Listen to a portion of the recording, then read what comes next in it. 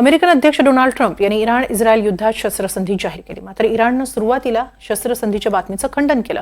Israel अमेरिकेनं सुरू केलेलं युद्ध आम्ही संपवू असा इशारा इराणनं दिला होता। त्यासाठी त्यांनी कतारच्या दोहाजवळील अमेरिकन लष्करी तळालाही लक्ष्य केलं। मात्र काही वेळातच शस्त्रसंधीची सुरुवात करत असल्याचं मान्यही केलं। युद्धाप्रमाणेच ही शस्त्रसंधी इराणवर लादण्यात आल्याचा एक मतप्रवाह इराणमध्ये जोर पकडतोय। शस्त्रसंधी खरंच इराणला मान्य आहे का? इराणमध्ये या शस्त्रसंधीच्या वाटाघाटींकडे कसं पाहिलं जात आहे? इराणला जर ही शस्त्रसंधी मान्य नाही तर इराण पुन्हा हल्ले करणार का, की ही शस्त्रसंधी फसवी ठरणार? पाहूया एक रिपोर्ट। 24 जूनच्या पहाटे अमेरिकन अध्यक्ष डोनाल्ड ट्रम्प यांनी इराण-इस्रायल युद्ध थांबल्याची घोषणा केली। सोमवारी रात्री इराणनं अमेरिकन लष्करी तळावर हल्ला केल्यानंतर अमेरिकन अधिकारी आणि इराणी अधिकाऱ्यांमध्ये तातडीनं बातचीत सुरू झाली। ट्रम्प यांनीही इस्रायलचे पंतप्रधान नेतान्याहू यांच्याशी फोनवरून सविस्तर चर्चा केली। सूत्र ताबडतोब हलू लागली। कतारनं मध्यस्थी करत इराणी अधिकाऱ्यांसमोर शस्त्रसंधीचा प्रस्ताव मांडला। इस्रायलनं हल्ले थांबवले तर इराणही हल्ले करणार नाही असं सांगत शस्त्रसंधीला मान्यता दिली। मात्र जेव्हा ट्रम्प यांनी शस्त्रसंधीची घोषणा केली तेव्हा आमचा कोणताही समझोता झालेला नाही असं इराणी परराष्ट्र मंत्र्यांनी सांगितलं आणि काही काळ संभ्रम वाढला। इराणनं हे वारंवार स्पष्ट केलंय की युद्ध इस्रायलनं आमच्यावर लादलं ते आम्ही सुरू केलेलं नव्हतं। आतापर्यंत शस्त्रसंधीबाबत कोणताही समझोता झालेला नाही।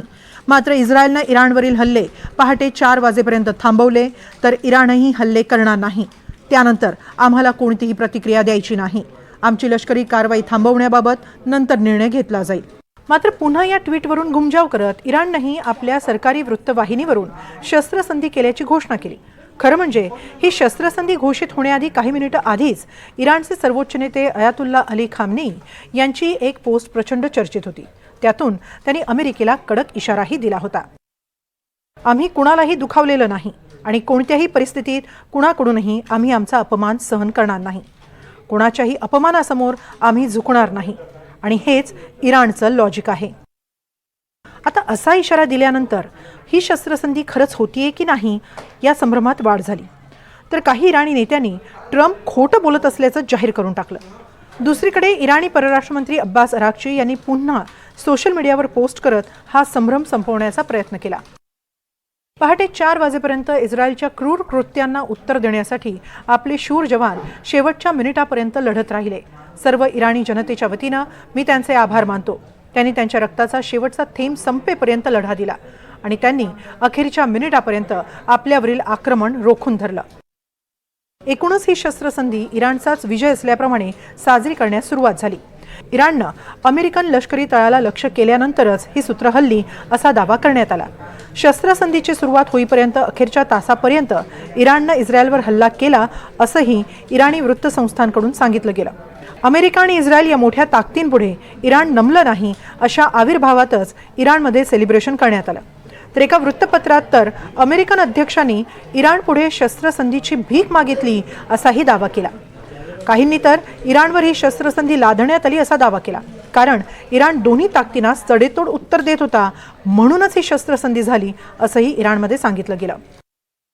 इराणी जनतेच्या आणि सैन्याच्या धाडसापुढे अमेरिकन अध्यक्ष घाबरले। अमेरिकेने तर अफगाणिस्तानवरही मोठा हल्ला केला होता, मात्र तालिबानच्या अटी शर्तींवर त्यांना तो देश सोडावा लागला होता। ट्रम्प इराणी जनतेला ओळखत नाहीत। इराणी जनता देशासाठी सर्वस्व द्यायला तयार आहे। अगदी इराणी सत्तेचे कैदेत असलेले विरोधकही अमेरिकन हल्ल्याचा निषेध करत आहेत। अर्थातच इराणमध्ये या शस्त्रसंधीकडे केवळ त्यांचा विजय म्हणून पाहिलं गेलं। मात्र शस्त्रसंधी झाल्यानंतर काही तासांतच पुन्हा इस्रायलकडून हल्ले झाले। इराणनं हल्ले केल्यामुळे त्यांनी शस्त्रसंधीचं उल्लंघन केलंय, त्याला उत्तर देणं क्रमप्राप्त आहे असा दावा इस्रायलनं केला। त्यामुळे आता पुढील काही दिवसांत खरंच इराणकडून पुन्हा हल्ले होत आहेत का? ही शस्त्रसंधी तात्पुरती ठरते की दीर्घकालीन हे पाहावं लागेल। मात्र शस्त्रसंधीनंतर इराणनं त्यांचा आत्मविश्वास दुणावल्याचं जाहीर केलं। Bureau report, NDTV Marathi.